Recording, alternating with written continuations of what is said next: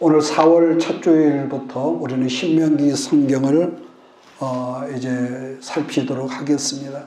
지난번에 말씀드린 대로 이렇게 한 권을 전체적으로 이렇게 계속하면은 좀 지루한 경우도 있겠고, 그래서 10장으로 나누어서 10장은 신명기, 그 다음에는 룻기, 그 다음에는 이렇게 잠언으로 그렇게 해서 우리가 성경을 보겠습니다. 그래서 어느 한 부분에서 부족한 부분은 나중에 우리가 또 신명기를 재차 우리가 살필 때에 또 거기서 해답을 얻을 수 있겠는데요.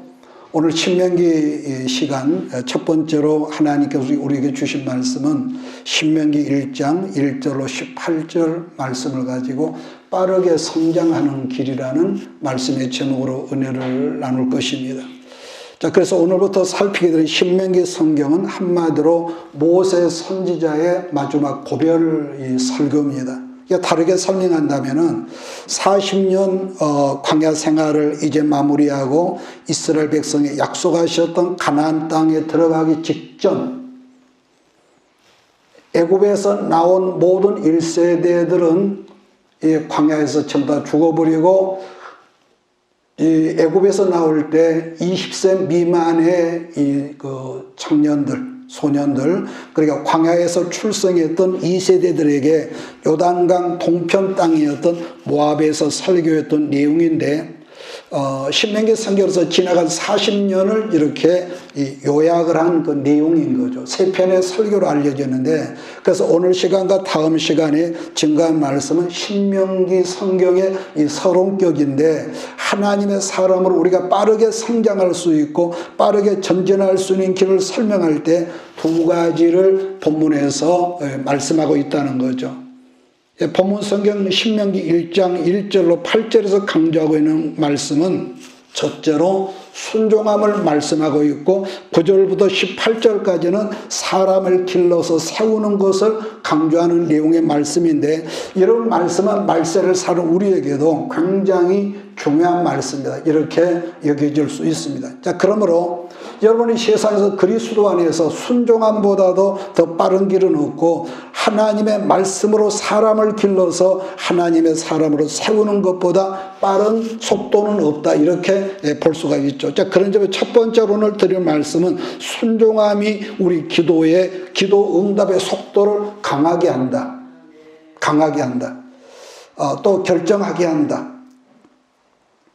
즉, 순종하면은 빠른 길을 가고, 불순종하게 되면은 우리가 어차피 거기를 목적한 바를 가긴 가겠지만은 굉장히 더디게 가고 어렵게 간다는 거. 그러니까 본래 출애굽할 때 하나님께서 생각하셨던, 계획하셨던 길은요, 본문 성경에 나와 있지만 11일 호렙산에서 가데스 바네아까지, 그러니까 이스라엘 접경 지역까지 가는 이 길이 11일이었다는 거예요. 11일. 여러분 2절 보십시오. 호렙산에서 세일산을 지나 가데스 바네아까지 10하루 길이라고 그랬습니다. 그러니까 11일 곧 10하루 길이라고 그랬는데, 3절 말씀은 뭐라고 그랬습니까? 40째 해, 그 다음에 뭐죠? 11달이 걸렸대요.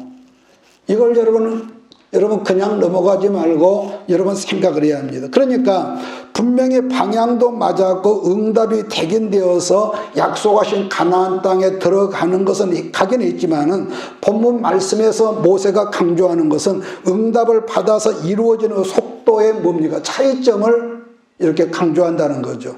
여러분, 그러한 점은 우리들 인생도 마찬가지로 보는 것은, 여기서 되고 안 되고 보다는 어떤 사람은 정말 빠르게 성장하는 사람이 있는가 하면, 어떤 사람은 어떠죠? 똑같은 한 분의 예수님이 고생고생하고 골목골목 거칠 당할 일 다 이렇게 당하고 나서 너무너무 늦게 목적하신 것과 곳까지 도달한 사람도 있더란 것인데, 물론 하나님께서 그 사람에게 의도하셨던 어떤 뭐죠? 타이밍도 있었겠지만은, 그러나 문제는 하나님이 의도하신 것보다 훨씬 더 늦게 된 경우에 사람들이 우리 주변에 많다는 것이죠. 자, 그렇다면 그 이유가 뭔가 그랬을 때 지금 말씀한 대로 뭐라는 거예요? 순종함의 이유라는 거예요. 그러므로 세상에서 제일 빠른 길은 말씀 순종함의 길이라는 것을 여러분 신명기 성경을 우리가 살피면서 놓치는 그런 경우가 없기를 주의 이름으로 부탁을 드립니다. 자, 그런데 여기서 제가 말씀하기를, 저는 솔직히 부끄러운 이 과거를 여러분에게 누차 말씀했지만은 제 경우에 불순종과 불신앙의 세월을 굉장히 많이 살았거든요. 지금 와서 돌이켜보면은 그 엄청난 수많은 사건들의 비바람을 다 맞으면서, 물론 죽지는 않았죠. 내가 오늘 지금 살아있는 것은. 그런데 그동안에 높고 낮은 이 굴곡의 사건들을 다 겪으면서 이 자리까지 온 것을 볼 때에 얼마나 더디었냐. 그래서 어딜 가든지 제가 늘 여러분 그 예배를 인도할 때 이 순종에 대해서 말이 나오면 강조하는 것이 있는데요. 그래? 그럼 불순종 한번 해봐라. 그래, 해봐. 여러분, 이 세상의 모든 물은요, 어차피 바다로 흘러갈 수밖에 없도록 돼 있지만은 하나님의 사람이, 하나님의 방법이 자기 생각에, 자기 마음에 들지 않는다면서 순종해서 벗어나 살면은 당연히 당하지 않고도 갈 수 있는 그 험한 길을, 그쵸, 어렵고 사건. 그러니까 제가 애굽에서 하나님께서 아브라함에게 언약하신 날이 다 돼가지만은 애굽에 정착을 하고 도무지 약속의 말씀을 생각하지 않단 말이야. 그래서 이 바로왕의 마음을 격동시켜서 수많은 이 악한 이 역사가 있었단 말이에요. 그러니까 우리가 여러분 출애굽기 2장 23절 25절 보면은 그들이 부르짖었다고 그랬습니다. 부르짖었다. 그러니까 그들이 순종을 해서 우리가 가져간 것이 아니라 하나님께 연출자가 되신 거예요. 어쩔 수 없이 안 가고는 못 비길 정도로 하다 보니까 그 기가 막힌 그 과정들을 겪으면서 드디어 율절 사건까지 있었거든요. 이런 경우는 어떤 한 사람의 어떤 개인이나 아니면은 교회 공동체도 여러 마찬가지로 보는 거죠. 그냥 순종하면은 11일이지만은 불순종하면은 40년 11달의 세월이 걸린다는 말씀이 여러분과 우리 모두의 말씀이 되기를 주의를 축복합니다. 그런데 중요한 것은 사람들은 지금 자기는 하나님 말씀에 내가 불순종하고 있다, 이런 생각을 하거나 이런 개념들이 없다는 거죠. 왜냐하면은 가급적이면은 이 나그네 인생길에서 자기가 좀 편안해 보이는 그런 자리를 찾고 그런 안주하는 자리를 원한다는 거죠. 다르게 말하면은 쉽게 이런 것 같아요. 뭐 내가 이런다고 이것이 하나님 앞에 죄가 되겠냐? 그렇다는 거죠. 본문성경 6절 말씀 보면은 이 산에 거주한 지 뭐라고 그랬습니까? 6절에 보면은 오래니 그랬거든요. 즉 안주하는 자리에 그들이 있었다는 거예요. 여러분 전진하지 않으면은 누구라도 11일이면 도달할 수 있는 거리가 40년 세월이 걸린다는 말씀이기 때문에 반복하면 최고의 삶, 전진하는 삶을 살려면은 항상 우리가 작은 문제도 큰 일이든지 말씀에 순종하는 이런 거룩한 습관이 여러분 모두에게 있어서 전진하는 이런 역사가 여러분 모두에게 있어야 할 줄 믿습니다. 1장 7절을 제가 봅니다. 방향을 돌려 행진하여 아모리 족속의 산지로 가고 그 근방 곳곳으로 가고 아라바와 산지와 평지와 네겝과 해변과 가나안 족속의 땅 레바논과 큰 강 그다음 뭐지요? 유브라데 강까지 가라. 여러분 큰 강 유브라데스 강이라면은요 지금의 어디입니까? 이라크와 이란의 초승달 지역에 아주 기름진 여러분 땅 그 지역이거든요. 그러니까 본래 하나님께서 아브라함에게 약속하시고 이스라엘 조상들에게 여러분 허락하신 가나안 땅이라는 것은 지금 그들이 살고 있는 팔레스타인이 아니라 비옥한 초승달 지역까지라는 거예요. 그런데 우리가 성경을 우리가 공부하다 보면은 이스라엘이 어디까지 가느냐? 다윗 왕 때 비로소 잠깐 거기를 점령하고 솔로몬 왕 때 집권 초기에 거기 점령하고 다스렸고 그러나 그뿐이거든요. 그 다음에 누가 갔느냐? 훗날 북왕국이 먼저 망하고 남왕국이 망하고 나서 유다가 망하고 난 전쟁 포로 노예들이 돼가지고요 거기를 끌려간 거예요. 그 땅, 약속한 땅으로. 왜? 말씀에 불순종하니까. 만약에 이스라엘이 말씀에 순종하는 삶을 살았다면 바벨론 땅까지 다 차지했을 것이고 하나님께서 그들의 보호자가 되시고 방패가 되었을 거라는 거죠. 그런데 그 땅을 이스라엘 사람이 가긴 갔지만 아까 어떻게 갔다고요? 전쟁 포로 노예가 되어 굴비처럼 엮여가지고 그 긴 먼 거리를 맨발로 여러분 끌려갔다가 언제 옵니까? 일곱 안식년. 그러니까 70년이죠. 안식년이 10번이 될 때라야 비로소 다시 하나님께서 옛날 고토로 돌아오시게 그렇게 섭리하셨다는 것. 그러면 오늘 여러분에게 제가 묻고 싶은 것은 광야는 뭘까? 광야의 특징이 뭐라고 그랬습니까? 광야의 특징? 길이 없다. 거기는 길이 없다. 이것은요, 예나 우리나 똑같습니다. 그러니까 보편적으로 우리 인생을 광야라고 그렇게 표현하거든요. 시에서도 보면은. 그렇다면 광야의 특징이 지금 뭐라고 그러냐면 여러분, 광야는 일정한 길이 없다. 내 생각이 여기도 길 같고 저기도 이 방법 저 방법 우리는 다 동원하죠. 만약에 광야나 사막에 길이 없다면 거긴 이미 광야나 사막이 여러분 아니라는 거죠. 그런데 우리 하나님께서 이게 있습니다. 어떤 한 사람은 너는 내 것이야. 점 찍어 놓으시고 난 다음에 그 사람을 그냥 우리가 생각할 때 내가 어떤 사명자니까 그냥 복주고 우리는 이런 어떤 관념이 있단 말이에요. 그런데 그 사람의 불순종하는 야생마적인 능력은 잠재되어 있어. 말이야 겸손한 자가지만 그 하나님이 보실 때 이 잠재된 능력이 있는데 그 사람의 야생마적인 이런 어떤 기질을 벗기시려고 반드시 기가 막힌 환경 속으로 집어넣으시고 그를 다듬으시고 여러분 훈련하시더라는 거.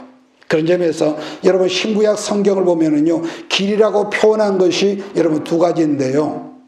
하나는 말씀이 길이라고 그랬습니다. 뭐가 길이요? 말씀이 길이라고 그랬습니다. 시편 119편을 말씀장이라고 그러는데요. 119편 105절을 보면 주의 말씀은 내 발의 등이요 내 길의 빛이니라는 말씀이 있습니다. 하나님 말씀의 길이라는 거예요. 그러니까 여러분이 뭔가 답답할 때에 하나님 말씀을 들으면은 그 답답함이 내 안에서 풀려지고 예배 오기 전에 내가 힘든 예배를 마치고 나니까 뭔가 좀 한계가 없어지는 여러분 그런 우리가 간증을 전단 말이에요. 왜? 하나님 말씀이 길이니까. 말씀이 길이니까. 여러분 그렇습니다. 또 신약의 요한복음 14장 6절을 보면은 예수께서 이르시되 뭐죠? 내가 길이요 진리요 생명이니 나로 말미암지 않고는 아버지께로 들어가는 길이 없다는 거예요. 예수님의 길이라는 거예요. 반복하겠습니다. 어느 순간 여러분이 서 있는 곳이 광야라고 할지라도 중요한 것은 하나님의 말씀이 우리 심령의 귀에 들려온다면은 이제 그 사람은요 지금 비록 지도간 광야 가운데 있다 할지라도 금방 나는 벗어날 수 있는 길이 여러분 보여질 줄 나는 믿습니다. 자 그렇다면 지금까지 길이 보이지 않은 광야에서 방황했던 사람이 길이 지금 보인단 말이에요. 보이고 길 가운데로 들어섰다면 이제부터는 우리가 어떻게 살아야 하느냐 그러지 않겠습니까? 그 비결이라고 하는 것은 들려오는 말씀에 순종하며 걸어가는 거예요. 어떤 것도 하나님 어떻게 우리 아이들이 엄마 어떻게 할까요? 아빠 어떻게 할까요? 물어보는 것처럼 그러면서 전진하는 것. 만약에 길이 훤히 보이는데도 전진하지 않고 머뭇거린다면 이제 100% 그 사람의 여러분 책임이라 할 수 있죠. 물론 광야에 서 있다면 거기는 아까 말한 길이 없고 길이 보이지 않으니까 그럼 그때는 어떻게 하느냐? 그냥 서 있는 겁니다. 그냥 있는 거예요. 바람이 불면 맞아야 하고 어떤 하나님의 어떤 타이밍이 있다고 그랬단 말이에요. 그 안에 들어가 있으니까. 그런데 길이 보이지 않으니까 자기 방법으로 길을 만들고 자기 어떤 여러분 주의할 것은 하나님과 아주 친하기를 원하는 사람일수록 이거는 정말로 중요한 것인데 거기에서 자기 방법이 나온다면요 뭐가 있는 줄 아세요? 깊은 수렁이 있어. 여러분 깊은 수렁이 있어. 그러므로 캄캄한 광야에서 그냥 머물러 서 있으면은 기다리는 것이 얼마나 힘들고 얼마나 속상하고 얼마나 자존심 상하고 그러지만은 기다리고 있으면서 우리가 기도하면은 맹목적이 아니잖아요. 기도하면은 이윽고 길이 보여진다. 그래서 순종보다 더 빠른 길이 없다고 말씀했습니다. 이스라엘이 한 번도 가본 적이 없는 길을 어떻게 가냐. 그때마다 하나님께서 말씀으로 길을 보여주시지만은 그러나 정작 길이 열려졌을 때 그들은 가지를 않았거든요. 그래서 그들은 40년 세월을 광야에서 소진을 여러분 했던 거고요. 여러분 우리들도 예수님을 통해서 갈 길을 여러분 보이시지 않습니까? 그런데 우리는 그 길이 아까 말씀드린 내 마음에 들지 않는 거예요. 마치 이스라엘이 그렇게 오매볼만 기다리던 메시아, 여인의 후손으로 오시는 메시아가 그 땅에 왔는데 이사야 53장에서 말씀한 것처럼 그는 마른 땅에서 나오는 이 새싹처럼 아주 볼품도 없고 생긴 것도 외모도 그렇고 왜? 그들이 소망하며 기다리던 것은요 백말탄 다윗왕과 같은 그런 메시아지 저건 나사렛에서 그래서 예수님의 제자로 피보를 받던 누구겠습니까? 빌립이 전도를 하니까 나사렛에서 나온 선지자 예수를 만나러 그러니까 나사렛에서 무슨 선한 것이 나오겠느냐 이것이 그 당시의 흐름이었다는 거예요. 나사렛 그 시골에서 그 무식한 그 목수 출신인데 그래서 영광의 주를 이스라엘이 배신하고 결국은 죽인 거죠. 나중에 이스라엘 백성이 요단강을 건너고 여리고성을 함락시켰는데도 그걸 여러분 이스라엘 백성 능력 있고 어떤 군사적인 뭐가 있어서 능력으로 했냔 말이에요. 모든 것이요 하나님의 말씀으로 된 것을 여러분 아멘할 수 있기를 바랍니다. 말씀으로 됐단 말이에요. 간단히 배경 설명을 한다면 행진할 때는 반드시 하나님의 뭐가 앞장섰습니까? 하나님의 언약궤가 그들 앞서서 가고 백성은 언약궤 뒤를 여러분 따라갔다는 것은 이스라엘을 말씀으로 인도하셨다고 성경은 그렇게 말씀하거든요. 언약궤는 말씀이란 말이에요. 그 말씀이신 언약궤를 앞세우고 백성은 여리고성을 순종함으로 돌았을 때 철벽성 여리고성이 무너진 거고요. 그렇기 때문에 여러분 어느 시대였든지 전진하는 백성은 반드시 말씀이 있었어야만이 전진이 가능했다는 것을 우리는 구약 성경에서 여러분 본단 말이에요. 우리들의 삶이나 어떤 한 사람 강팍하고 뺀질거리는 어떤 한 사람의 심령이 변화되기 위해서도요 은사 받았다고 능력 받았다고 어디 기도원 가서 불 받았다고 아니요. 그 못된 심보 못된 그 어떤 거 안 고쳐집니다. 불로는 사람들이 그것 때문에 은사 받은 사람이 그런 행동을 아니 그럴 수 있어요. 영락 없습니다. 그래서요 어떤 불을 받아도 다스림이 없는 사람은 어떤 지식을 가지고 있어도 하나님의 다스림의 광야 과정이 없는 사람은 그 나물이 그 밥이고 그저 간판만 붙인 거지. 여러분 우리들의 삶이나 한 사람의 심령도 변화되기 위해서는 그래서 반드시 말씀이 있어야만이 변화가 가능한 것이고 전진이 가능하다는 것을 여러분 아멘할 수 있기를 바라요. 말씀 없이는 안 돼요. 지금 말한 경우는 그러니까 이렇게 하니까 축복받더라 이렇게 하니까 뭐 그런 거다 차원이 다른 겁니다. 이 경우는요. 그러니까 세상적 방법으로는 우리가 변화하거나 성숙되거나 여러분 전진이 안 됐거든요. 왜?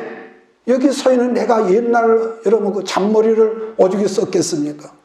그런데 어느 순간에 내 안에서 말씀이 들려오면은 비로소 내가 무엇을 해야 하는지를 비로소 내가 알겠더라고요.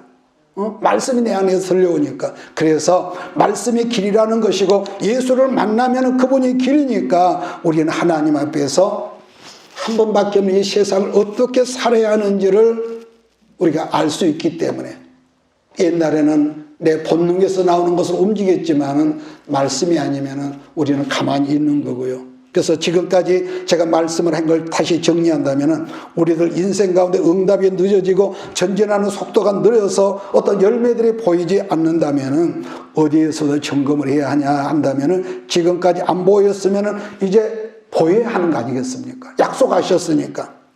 하나님, 이제는 말씀이 내 광야 인생 가운데 길이 되게 하여 주시옵소서. 그래서 우리가 뭘 하든지 여러분의 삶 속에 어떤 일을 하든지 하나님의 종으로, 하나님의 일꾼으로, 하나님 내 인생의 광야에서 이제는 말씀이 하나님께 들려지게 하시고 이 말씀이 우리의 삶 속에 길이 되게 하여 주시옵소서. 이렇게 기도하면서 말씀 앞에 순종하는 자세를 가지라는 말인데 그게 신명기 성경의 표제라고 말할 수도 있다는 거죠.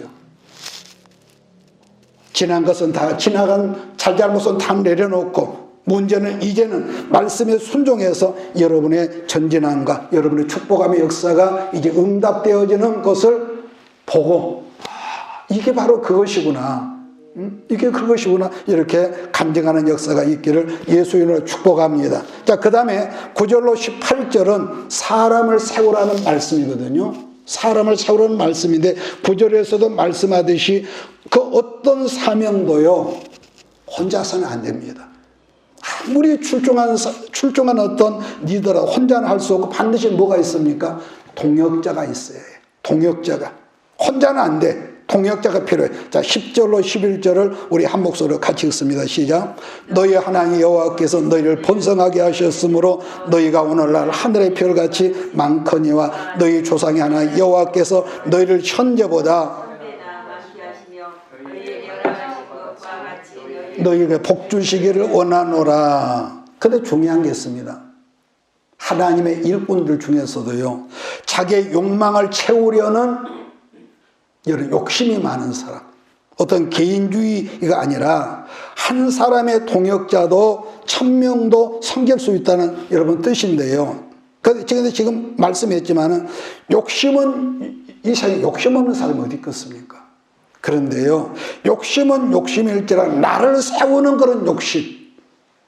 우리가 어떤 은사 받았다고 자기를 이렇게 드러내고자 하는 은근한 그런 개인적인 어떤 그런 욕심이 아니라 하나님을 향한 그러한 욕심을 품는다면은 얼마든지 동역의 연합을 이룰 수가 있는데 옛날부터 우리나라는 그러죠. 조선 사람은 이렇게 그거 뭐라죠? 동역이 안 된다는 말이 있어요. 그런 말이에요. 자기 개인주의가 강한 사람은 절대로 동역이 왜? 그걸 자기 혼자 다 해야 하니까. 또 주 앞에서 자기를 낮추는 사람은 뭐가 있습니까? 자기를 세울 수가 있을까요? 없을까요? 안 되죠. 자기를 하나님 앞에 낮추는 사람은 절대로 여러분 높아지려고 하질 않습니다. 내가 누구란 걸 아니까. 그러면 어떤 사람을 세우느냐가 13절인데요. 거기 보니까 지혜와 지식이 있어 인정받는 사람을 세워요. 지혜와 지식. 물론 지혜가 있고 지식이 있어도 아까 그래 언급했잖아요. 자기 야망, 자기 속에 감추어진 두 마음을 품은 자기 꿈을 이루는 욕심을 품은 사람은요. 아무리 그럴 때 결론적으로 에클레시아가 안 되는 거예요. 이런 사람은. 안 돼. 결론적으로 빵꾸가 납니다. 이런 사람은. 그래서 어떤 사람이 지도자로 세워지면 일을 잘 되게 한다든지 그러잖아요. 어떤 사람이 여러분 세우면은 교인들의 은사를 개발을 해서 이렇게 교회가 되게 한다든지 그런 분도 있지만 반면에 어떤 사람을 지도자를 일꾼을 세워놓으면은 독선이 돼가지고 항상 자기 말만 회의를 해도 내 말만 듣고 반대지 이론이 나면 딱 잘라본다든지 이런 사람이 있어서요. 번성이 안 돼서 그런 사람들이 교회에 있으면은요, 뭐라고 할까요? 신발 속에 들어있는 돌멩이, 장거리가 안 돼. 잠깐 연애는 되겠지만은 장거리 결혼 생활은 안 되는 거예요. 그래서 중요한 것은요, 인성과 영성이지만 다르게 말하면 성품과 그 사람의 이 내면에 갖춘 실력으로 볼 수가 있는데, 여기서 성품에 있어서는 우선 시기심 있는 사람이 있거든요. 은근한 시기, 또 다툼을 유발하는 이 거친 이 성품들, 이 경우인데, 어떤 분들을 보면 교회에서 세운 직분이 어떤 권력인 줄 아는 그런 분들이 있습니다. 이런 사람들을 지도자로 세워놓으면요, 그 사람 주변에 있는 사람들이 길을 못 쓰고 다 죽습니다. 영어로 성장하지 못해. 또 하나는 실력이라고 그랬는데, 문제는 자기가 실력이 없으면은 자기보다 실력이 뛰어난 사람을 세울 수가 있을까요, 없을까요? 안 되죠. 세울 수가 없지. 그러잖아요. 자기가 아는 것만큼 하는데 자기보다 뛰어난 사람을 세울 수가 없어, 본질적으로. 그렇다면 지도자가 된 사람이 실력이 없어 물러나는 것도 방법이겠지만, 그렇지 않으면 뭐가 있겠습니까? 늘 다른 사람들로부터 겸손히 배우려는 자세를 지니면서 성장하는 것인데, 자기의 실력이 없어도 이겠습니다. 그 마음이 교만한 사람, 절대로 다른 사람들에게 배우려고 하지를 않더라는 거예요. 절대로 다른 사람이, 왜? 나도 목사거든. 또 하나는 우리의 영원하신, 그래서 스승 되신 성령님께 의지해서 그분을 통해서 본질적인 지혜와 지식을 여러분 배우라는 것인데, 그래서 13절 말씀 보면 지혜와 지식이 있어 인정받는 자들을 세우라고 여기서 모세가 여러분 강조를 하는 거죠. 그래서 미안하지만은 이겠습니다. 우리가요, 세상적인 지식도 있어야죠. 그러죠? 그런데 세상적인 지식이 아무리 많아도 특징이 뭐냐면은 성령으로부터는 지혜와 지식을 가진 사람을요, 감당하지 못해. 이것은 뭐 세상 지식이 나쁘다는 그런 뜻으로 듣지 마십시오. 분명히 우리가 세상적 지식도 있어야 하는데, 중요한 것은 영으로부터는 지식을 여러분 그걸 감당하지 못한다는 거예요. 그러니까 문제는 그렇게 되기 위해서는 뭐가 있어요? 첫째는 늘 하나님을 향한 목마름과 배고픔에 간절한 어떤 영적인 주림이 있어야 한다는 거예요. 제 말 이해하시겠습니까? 하나님을 향하여 주림과 목마름이 있을 때 하나님이 주시지, 배부른 사람, 배가 기름진 사람은요, 안 되죠. 그러니까 우리가 어떤 찬양을 하더라도 성령의 기름 부음이 있는 사람과 설령 그 사람이 어떤 음이 틀리고, 그래도요, 그 하나님의 성령으로 하는 사람의 찬양을 들어보면요, 차원이 여러분 다릅니까? 안 다릅니까? 여러분 다르거든요. 저도 나이가 점점 들어가면서 봄이 좀 알될 때가 있는 것은, 자, 우리가 교회가 사람이 항상 여러분 이렇게 적은 건 아니잖아요. 그러나 어느 순간에 사람이 많아지면은 이제 부교육자도 여러분 세워야 하고, 또 아무래도 나보다는 젊은 사람들이다 보기 때문에 기도도 더 훨씬 더 많이 할 것이고, 또 뭡니까? 독서도 많이 할 것이고. 그래서 그런 말이 있습니다. 물론 이 경우는 깨어있는 이 목회자들 여러분 말이겠지만은, 부목사가 설교를 잘하면은 담임 목사가 잠을 잘 못 잔대. 진짜입니다. 그러나 깨어있지 못한 담임 목사는 자기보다 설교를 잘한 부목사들은 댕공 잘라본대. 어째 제 말 이해가 되세요? 잘라버린대. 솔직히 그런 경우는 얼마나 유치합니까? 그러면 어떻게 한단 말이냐? 지식으로는 젊은 사람들과 경쟁을 여러분 안 된단 말이에요. 어떻게 젊은 사람 지식을 나이 든 사람이 따라갑니까? 안 되니까. 그래서 하나님 앞에 엎드리는 제3의 방법이 있는 거죠. 하나님에 향한 엎드려. 그런데 이것도 저것도 안 되면은, 젊었을 때는 잘 쓰임받던 목회자들 늙어가면서 취해지더라, 그런 소리를 우리는 주변에서 가끔 듣거든요. 그러므로 전진이 안 되고 있다면은 정치하고 있다는 것이고, 정치하고 있다면은 자기 개발을 스스로 안 하고 있다는 말과 같은 여러분 말이라고 저는 봅니다. 그러니까 전에 제가 알고 어떤 분은요, 옛날 어떤 제가 교단에 있을 때 자기가 좋아하는 사람만 꼭 자기 곁에 두려는 사람이 있어. 그런 사람 밥 사주고 뭐 사주고, 여러분, 하나님의 교회가 사업체거나 정당이 아닐진데 늙어가면서 그런 이 추잡을 떨더라는 거죠. 늙어가면서도. 하나님의 교회는 이유 불문 말씀을 가지고 서로 사귐이 있어야 하는데 꼭 세상적이고 사업적인 논리를 가지고 이렇게 이 주의 종들 간에도 그런 논리로 대하는 그런 분들이 있다는 거죠.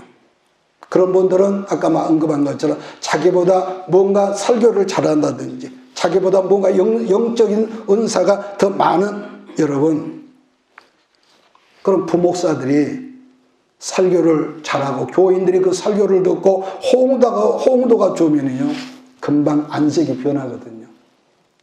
저는 그런 경우를 여러 번 체험했습니다. 그러다 보니까 목회자들 가운데서도 뭔가 뜻이 있는 사람은 그 사람을 떠나더라고. 지금 보니까 떠나고 없어. 결국에는 자기 말에 호응하고 그런 똘망이들만, 똘망이라서 미안하지만 그런 사람들만 그 사람 주변에 있더라는 거. 이유 불문하고 영적 지도자는 교회가 되게 하고 하나님의 교회가 건강한 교회로 세워지도록 우리 모두가 그런 관점에서 건강한 신앙들이 되기를 주의로 축복합니다. 그래서 모든 사역자는 실력도 실력이지만 우선 인품이 좋아야겠더라. 인품이. 본문에도 1000부장, 100부장, 50부장 이 말씀이 있는데 근데 신약 디도서 1장 5절 말씀 이런 말을 바울 선생이 했거든요. 내가 너를 글에 대해 남겨둔 것은 거기에서 우리 식으로 표현하겠습니다. 말씀을 전하는 것도 있지만은 일꾼인 장로를 세우게 하려 함이라 그랬습니다. 여러분 장로란 교회 특권층이거나 어떤 높은 벼슬이 아니라 하나님의 교회를 섬기는 뭐죠? 일꾼이 장로란 말이에요. 믿습니까? 일꾼이 장로지 벼슬이 아니란 말이에요. 그러므로 정상적 교회라면 장로나 권사나 안수집사들을 세워줘야 천배나 번성할 수 있는 역사가 나타난다는 거. 물론 일꾼으로 그 사람 일꾼으로 자라기까지는 기다려줘야겠지요. 만약에 아직 야생마적으로 다듬어지지 않는 사람을 그 사람이 돈이 많다고 세상적으로 어떤 학벌이 많다고 일꾼으로 세운다면 그런 교회는 자칫하면 난파선이 되고 어떤 교회처럼 담임 목사 넥타이를 예배가 끝나면 질질 끌고 가는 그런 추잡한 역사가 있단 말이에요. 자기가 세웠는데 그 장로가 그런 거예요. 그 다음으로 일꾼은 어떤 사람이 하냐 한다면 기본적으로 성품으로 여러분 친절해야 한다. 성품 나쁜 사람, 친절한 사람은 없거든요. 근데 문제는 하나님의 교회에서도 보면은 세상에서 실패하면 뭐가 있죠? 우리가 가정적으로 실패하고 사업적으로 실패하면은 여러분 상처가 많은 사람이 온단 말이에요. 상처. 그렇지 않겠어요? 그러면은 실패하고 상처받은 그 모습으로 있는 사람을 일꾼으로 세우면은 여러분 되겠습니까? 안 되겠습니까? 안 되잖아요. 그러니까 다시 말해서 변화되지 않은 사람을 주의 동역자로 세우면 여러분 안 되는 거죠. 그래서 상처받는 사람의 특징은 감정 기복이 심해.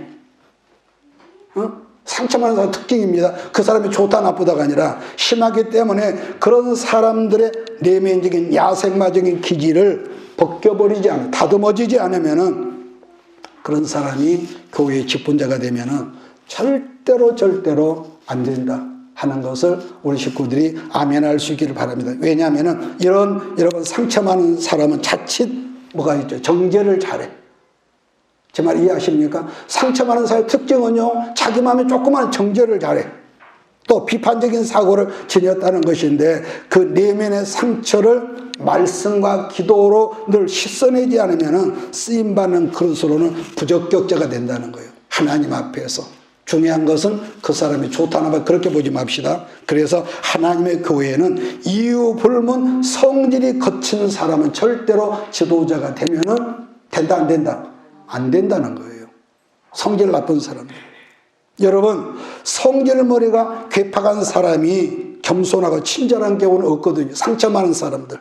이건 어려운 일이거든요. 하나님의 교회에서는 그 사람이 옛날에 아무리 실력이 있고 능력이 있고 뭐 세상 학벌이 있고 어떤 큰 봉사를 했다 할지라도 어떤 사건의 분노를, 자기 안에 분노를 한번 표출하면은요, 그 사람이 그동안 쌓아온 인생 절반이 날아가 버려. 나는 그런 분들을 봤습니다.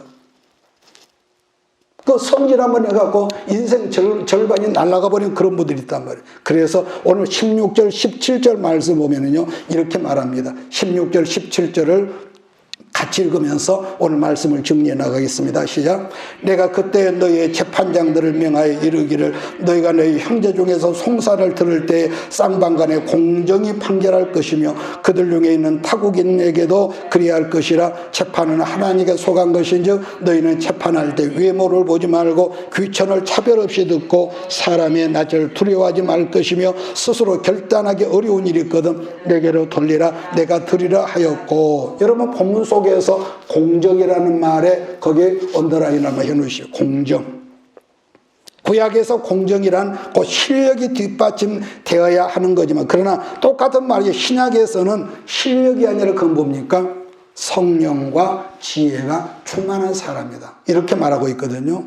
지금 여러분이 어떤 상황의 형편 가운데 있을지라도 여러분이 오늘 말씀 속에 명심해야 하는 것은 개인적인 내 출세가 아니라, 여러분의 출세가 아니라 한 번 스피아가 없는 단 한 번뿐인 내 인생이 하나님께 붙잡혀 잘 쓰임받기 위해서라면은 어디서든 여러분 독서하는 습관을 게을리하지 말기를 주의로 부탁을 하고, 또 하나는 이 세상에 못된 자기만의 그 독특한 고집과 성깔, 꼬라지가 없는 사람이 누가 있겠냔 말이에요. 사람은 자기의 나쁜 성품을요 자기가 알거든요. 여러분 그러잖아요. 어떻게 할까 그러면은, 물론 절대로 이것이 내 경우를 보더라도 쉽지가 않았습니다. 절대로 안 쉽습니다. 자기 어떤 약점을 여러분 치료한다는 것이. 그러나 한 가지 있습니다. 하나님을 가까이 해보세요. 우리가 인간관계에서도 여러분 그 이성간에도 상대를 내가 사랑하고 좋아하면은요, 상대가 싫어하는 짓을 내가 안 합니다. 여러분 연애할 때도 그러잖아요. 상대가 싫어하는 어떤 컬러는요 가급적 내가 싫어하고요. 상대가 불편해하는 것은 내가 안 하거든요. 이게 사랑하고 있는 사람들의 특징입니다. 그래서 제가 그랬습니다. 하나님을 가까이 하고 그분과 사랑의 관계를 가지라고. 우리나라 식목일이 언제라고요? 4월 5일입니다. 즉 그게 성경 어디라고요? 디모데전서 4장 5절 말씀과 기도로 거룩해지. 우리가 어떻게 하나님을 거룩해지냔 말이에요. 말씀을 안다는 것은 지식이지만은 기도 생활은 곧 하나님과 관계거든요. 대화가 없는 사람은 부부관계, 돈이 많아도 명예가 많아도 다른 사람이 다 부러워해도 관계가 부부간에 끊어진 사람은요 그건 남남이나 다름이 없죠. 그런데 바울은 에베소서 4장 13절에서 이런 말을 하는데요. 우리가 다 하나님의 아들을 믿는 것과 아는 일에 하나가 되어, 그 다음에 하나가 되면 온전한 사람을 이루어 그리스도의 장성한 분량이 충만한 데까지 이르기까지 한다는 그런 표현이 있습니다. 믿는다는 건 신앙이지만 안다는 것은 마찬가지로 지식 아니겠습니까? 중요한 것은 영적인 생활도 편식하는 것. 은사죠. 여러분 은사 받기를 사모하기를 바랍니다. 어느 한쪽으로만 빠지지 말라는 거. 나는 이 성경이 좋아. 그게 아니라 편식은요 절대로 그 사람을 아무리 영적 그러지만은 성경도 편식하는 사람은 그 별로고 나는 건강한 신앙이라 안 봅니다. 그 인생이 건강하지 않아. 편식하면은.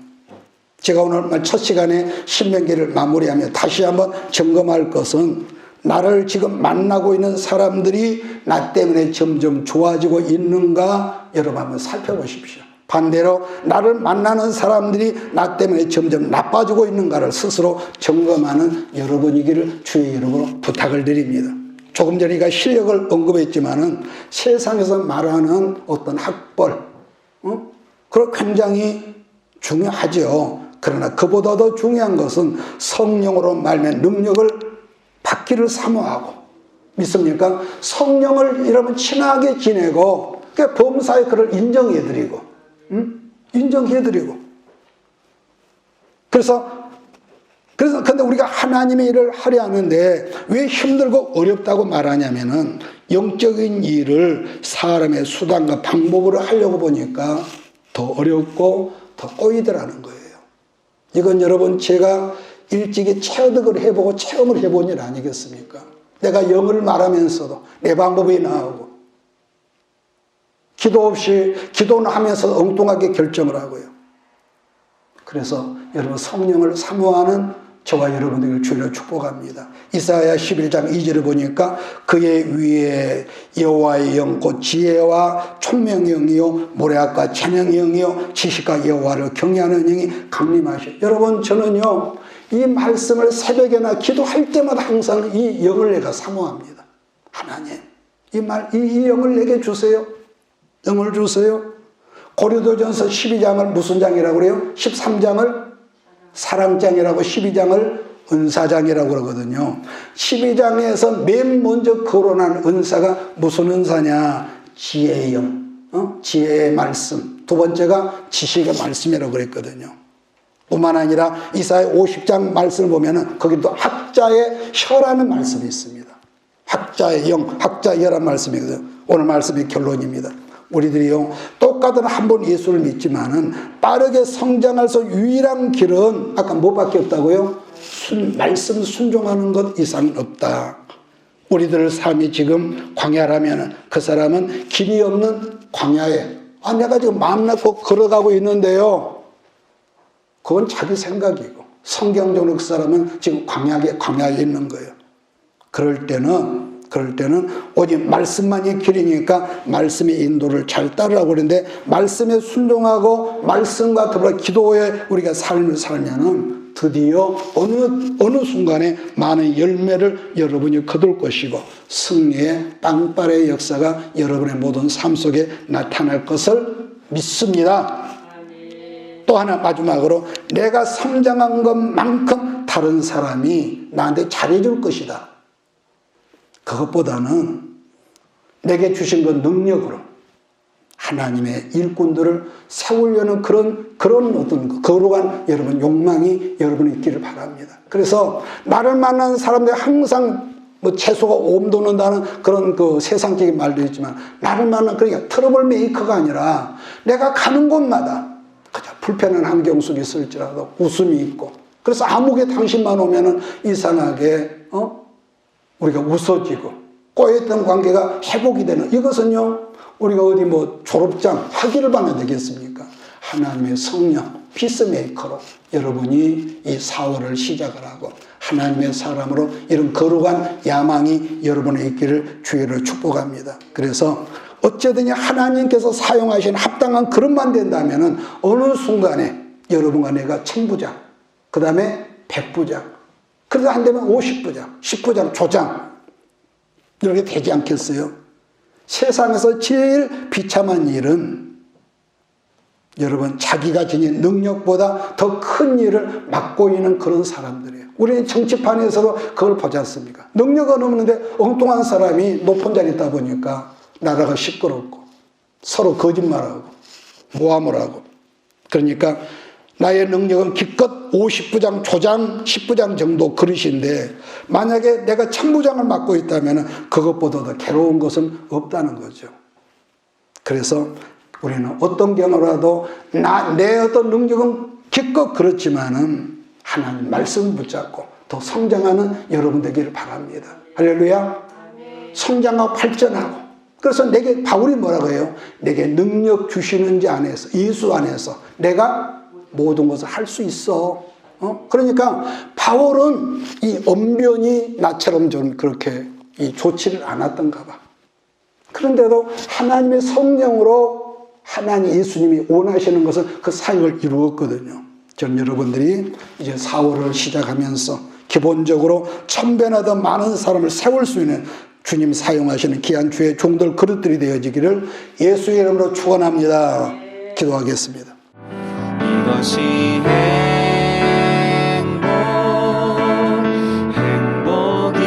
행복이라오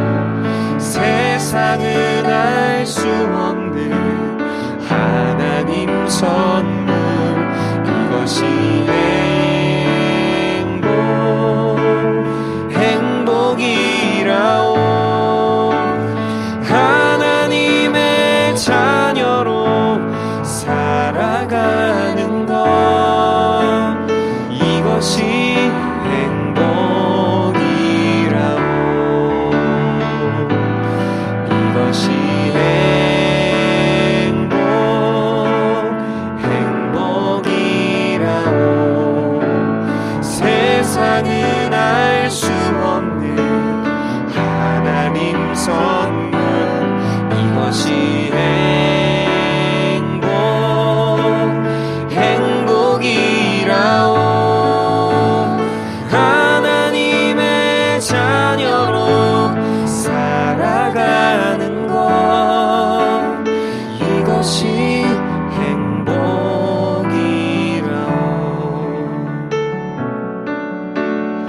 이것이 행복이라.